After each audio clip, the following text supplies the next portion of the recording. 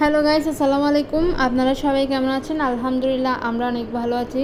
তো আমি আজকে রান্না করব হচ্ছে কি মসুর ডাল দিয়ে আলু। তো দেখেন কীভাবে আমি আজকে মসুর ডাল দিয়ে আলু রান্না করি। তো প্রথমে চুলা আমি একটা হাঁড়ি বসে দিছি। এবার হচ্ছে কি হাঁড়িটা গরম হওয়ার সাথে সাথে পরিমাণ মতো তেল দিয়ে দিছি। এবার পরিমাণ মতো তেল দেওয়ার পর তেল যখন একটু সামান্য গরম হয়ে আসবে তখন দিয়ে দিব আমি একটু পেঁয়াজ কুচি। তো পেঁয়াজ কুচি দিয়ে দিলাম। দেওয়ার পর হচ্ছে কি আমি পেঁয়াজগুলো একটু হালকা নেড়ে চেড়ে নিচ্ছি। ভালো করে নেড়ে চেড়ে ভালোভাবে একটু ভেজে নেব। তো আমি একটু ভালো করে নেড়ে চেড়ে নিচ্ছি। পেঁয়াজগুলো আঁচটা মিডিয়াম করে আছে। মিডিয়াম আঁচের মধ্যে আমি পেঁয়াজগুলো একটু হালকা করে ভালোভাবে ভেজে নেব।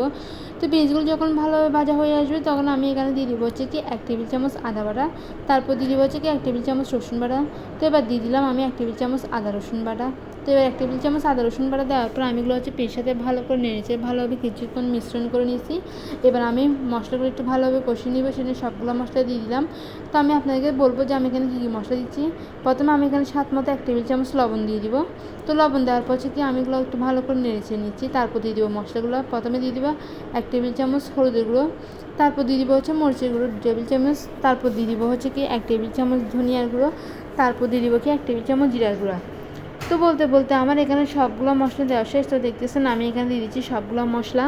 তো আমি এখানে হলুদের গুঁড়ো দিয়ে দিলাম, মরিচের গুঁড়ো দিয়ে দিলাম, তারপর ধনিয়ার গুঁড়ো দিয়ে দিলাম, তারপরে হচ্ছে কি জিরার গুঁড়ো দিয়ে দিলাম। এবার দিয়ে দিলাম মশলাগুলো আমি একদম ভালো করে নেড়েচেড়ে ভালোভাবে আমি একটু কষিয়ে নিব মশলাগুলো। আর হ্যাঁ, মশলাগুলো যাতে চলে যায় সেজন্য একটু অল্প পরিমাণ পানি দিয়ে দিব যাতে মশলাগুলো পুড়ে না যায়। সেজন্য অল্প পরিমাণ পানি দিয়ে আমি একটু ভালো করে নেড়েচেড়ে নেব। নেড়েচেড়ে কিছুক্ষণ সময় ধরে আমি একটু মশলাগুলো ভালো করে কষিয়ে নিচ্ছি। তো দেখতেছেন একদম ভালো করে মশলাগুলো কষিয়ে নিচ্ছি। তো মশলাগুলো আমি আর একটু ভালো করে নেড়েচেড়ে নিচ্ছি। আর চুলার আঁচটা বড় করে দিয়েছি যাতে মশলাগুলো একটু ভালোভাবে কষানো হয়ে আসে। তো আমি একটু ভালোভাবে কিছুক্ষণ পর একটু নেড়েচেড়ে নিচ্ছি। তো এবার ভালোভাবে নেড়েচেড়ে নেওয়ার পর তারপর আমি এখানে দিয়ে বলছি কি মসুর ডাল। তো মসুর ডাল হচ্ছে কি আমি আগে থেকে ভালোভাবে ধুয়ে পরিষ্কার করে এবার কিছুক্ষণ ধরে ভিজিয়ে রাখছি। ভিজিয়ে রাখার পর তারপর আমি মশলার মধ্যে সবগুলো মসুর ডাল দিয়ে দিলাম। সবগুলো মসুর ডাল দেওয়ার পর আমি হচ্ছে কি একদম মশলার সাথে ভালো করে মসুর ডালগুলো একদম ভালো করে নেড়েচেড়ে নিচ্ছি। তো আমি একটু অল্প পরিমাণ পানি দিয়ে দিয়েছি যাতে মসুর ডালগুলো একটু ভালোভাবে সিদ্ধ হয়ে আসে। তো আমি একটু ভালো করে নেড়েচেড়ে নিচ্ছি। তো মসুর ডালগুলো দিয়ে যখন একটু হালকা সিদ্ধ হয়ে আসবে তখন আমি দিয়ে দেবো আলু। তো আলুগুলো হচ্ছে কি মূলত আমি আগে থেকে ভালোভাবে কেটে দিয়ে পরিষ্কার করে নিচ্ছি। তারপর আমি সবগুলো আলু এখানে দিয়ে দিলাম। এবার আমি মসুর ডালের সাথে একদম ভালো করে আলুগুলো নেড়েচেড়ে মিশ্রণ করে নিচ্ছি।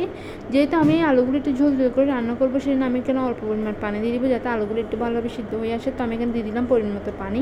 পানি দেওয়ার পর একটু ভালো করে নেড়েচেড়ে নিচ্ছি। হচ্ছে ঢাকনা দিয়ে ঢেকে রাখবো। তারপর হচ্ছে কি ঢাকনা উঠিয়ে আমি আর একটু ভালো করে নেড়েচেড়ে নেবো। আপনারা কিন্তু অবশ্যই আমার পুরো ভিডিও দেখবেন, দেখে কিন্তু অবশ্যই কমেন্ট করতে ভুলবেন না যে আমার রান্নাটা কেমন হয়েছে।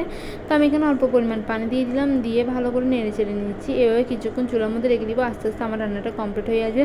তো ভাবতেছি আরও কিছুক্ষণ রেখে দেওয়া যাক, তারপর আস্তে আস্তে আমার রান্নাটা কমপ্লিট হয়ে আসবে। তো এবার হচ্ছে কি চুলার আঁচটা বন্ধ করে দেবে যেহেতু আমার রান্নাটা কমপ্লিট হয়ে গেছে। তাহলে আমার রান্নাটা এইখানেই। আপনারা অবশ্যই পুরো ভিডিও দেখবেন, দেখে কমেন্ট করতে ভুলবেন না। সবাই ভালো থাকবেন, সুস্থ থাকবেন। আল্লাহ হাফেজ, টাটা, বাই বাই।